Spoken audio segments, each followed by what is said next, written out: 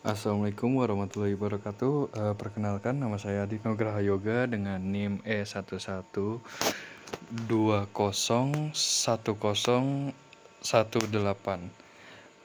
Di sini saya mau membahas tentang perkuliahan teori Antro 2 dengan judul bahasan teori postmodernisme, asal mula dan perkembangan. Jadi, postmodernisme berakar dari kritik terhadap modernisme dianggap gagal dalam mewujudkan harapan-harapan sosial dan intelektualnya. Gerakan ini menolak pandangan bahwa kebenaran ilmu pengetahuan bersifat mutlak dan objektif, dan sebaliknya menekankan bahwa kebenaran adalah relatif dan bergantung pada interpretasi manusia.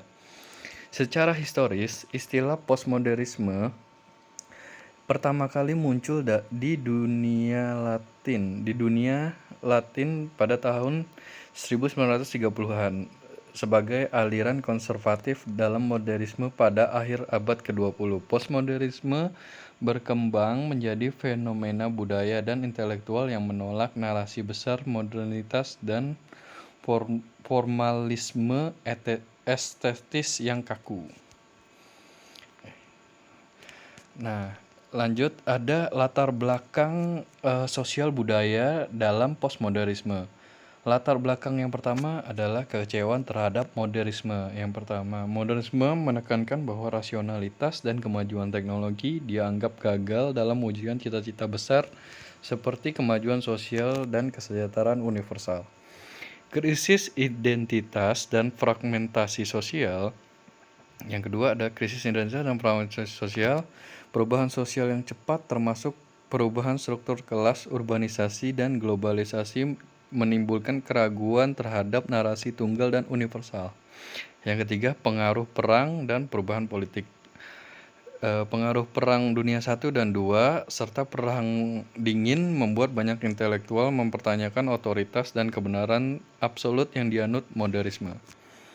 Perkembangan seni budaya, gerakan seni avant-garde dan Dadaisme yang menolak estetika tradisional menjadi bagian yang terdiri dari fondasi estetika postmodernisme.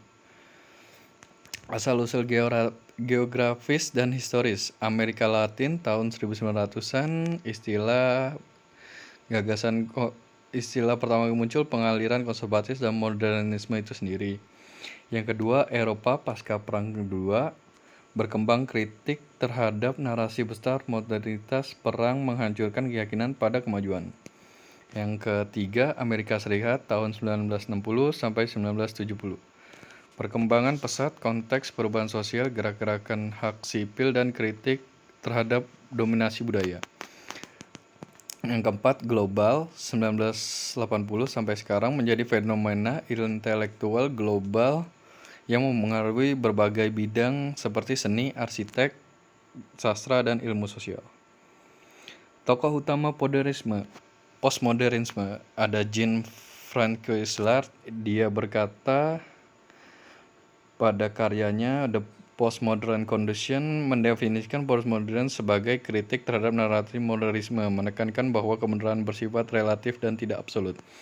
Yang kedua ada Jacques Derrida, dikenal sebagai konsep dekonstruksi metode analisis mengurai kontradiksi dalam teks dan bahasa. Menolak stabilitas makna dan menekankan ketidakpastian bahasa. Michael Foucault, filsuf yang menolak pandangan keuniversalan ilmu pengetahuan, menekankan bahwa pengetahuan serta terkait dengan kekuasaan dan konteks historis tertentu. Tokoh berpengaruh lainnya ada Jean Baudrillard dan Fredric Jameson. Jean Baudrillard seorang sosiolog dan filsuf yang fokus pada teori budaya konsumsi, membenarkan secara simulakra dan hiperrealitas, di mana masyarakat postmodern dalam dunia simulasi kehilangan makna asli dan identitas. Menurutnya, revolusi budaya telah mengubah masyarakat menjadi pasif dan kehilangan kemampuan berontaknya. Fredric Jameson, kritikus budaya, Marxis mengkaji postmodern ekspresi dari budaya kapitalisme akhir. Kondisi ekonomi sosial kontemporer, Jameson menganalisis hubungan postmodernisme dengan perkembangan kapitalisme global, terutama dalam seni budaya populer. Karyanya menjembatani teori Marxis dengan analisis budaya modern. Kontribusi utama pada para tokoh ini adalah Jean-François Lyotard mengkritik kontribusinya adalah kritik narasi besar postmodernisme, kebenaran relatif, dan the postmodernisme. Ada Jacques, ada dekonstruksi ketidakstabilan makna bahasa dalam teks. Michael Foucault, hubungan pengetahuan dan kekuasaan. Jean Mill, Simulacra, Hypothesis dan kritik budaya. Fredric Jameson, analisis postmodern budaya kapitalisme akhir, kritik budaya dan ekonomi.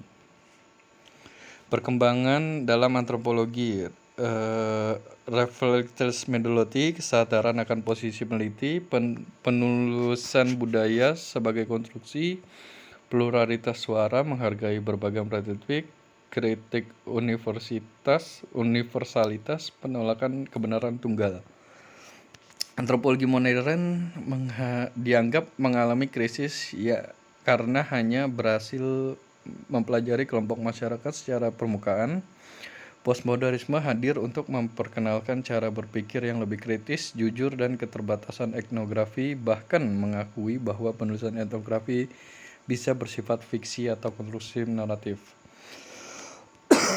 Pendekatan postmodern didorong antropolog untuk lebih sadar subjektivitas dalam penulisan etnografi, sehingga etnografi dipandang sebagai konstruktif naratif yang harus dikritiki, bukan dideskripsi objek semata. Pengaruh dalam budaya antropologi, kritik terhadap objektivitas penghargaan terhadap pluralisme, fokus pada konstruksi sosial, dan 4. Perubahan paradigma penelitian. Terima kasih. Sekian dari saya, Adi Nugraha Yoga Saraswata dengan NIM E11201018. Terima kasih.